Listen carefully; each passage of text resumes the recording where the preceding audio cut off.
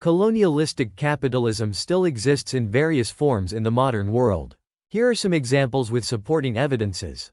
1. Resource extraction and exploitation. Many developing countries, especially those in Africa and Latin America, continue to experience colonial-like exploitation due to the extraction of natural resources by Western corporations.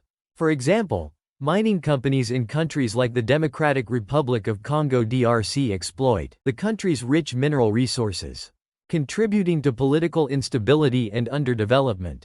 A report by Global Witness in 2019 found that at least 165 people were killed, and hundreds more arrested or injured during protests against mining, oil, gas, and other extractive projects between 2010 and 2019.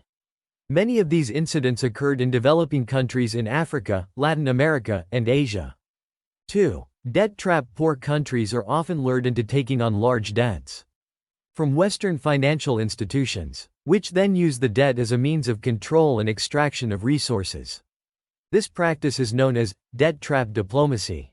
Evidence in 2018, Sri Lanka was forced to hand over control of the strategic Hambantota port to China Merchants Port Holdings Company, after accumulating a large debt to Chinese banks. Similarly, in 2019, Pakistan was pushed into a financial crisis due to unsustainable Belt and Road Initiative BRI loans from China, which led to the International Monetary Fund stepping in to provide a bailout package.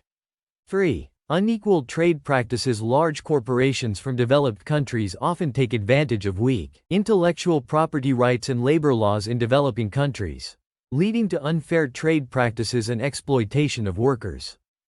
Garment workers in Bangladesh, a major exporter of clothing, are often paid less than $100 per month and work in dangerous conditions. Brands like H&M and Zara have faced criticism for their exploitative practices in the country. In 2013, the Rana Plaza collapse in Bangladesh killed over 1,100 garment workers, highlighting the poor working conditions faced by these laborers.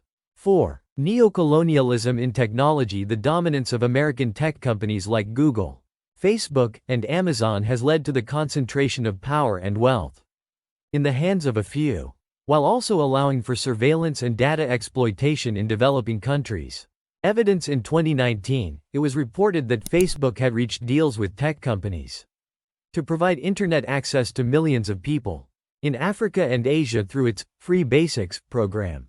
Critics argue this is a form of digital colonialism, as it allows the social media giant to control the flow of information and further entrench its dominance in these regions. 5. Climate change. Developed countries have historically been responsible for the majority of greenhouse gas emissions. Yet it is the people in developing countries who are most affected by the negative impacts of climate change. This can be seen as a form of environmental colonialism. Small island nations like the Maldives and Tuvalu face existential threats from rising sea levels, while droughts, floods, and other extreme weather events disproportionately affect people in Africa and Latin America. Developed countries have pledged financial assistance to help these nations adapt to climate change, but the aid has been slow to materialize and often comes with strings attached.